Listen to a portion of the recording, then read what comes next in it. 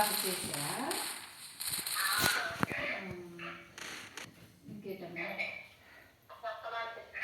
లేదమ్మా, చల్లగా ఉంది. వర్షం పడుతుందా మీకు? బాగా మాకు మీకు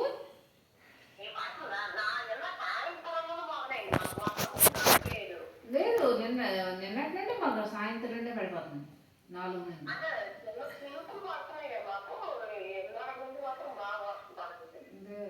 మంచు ఒకటి మళ్ళీ అమ్మ మాకు బాగా మంచు.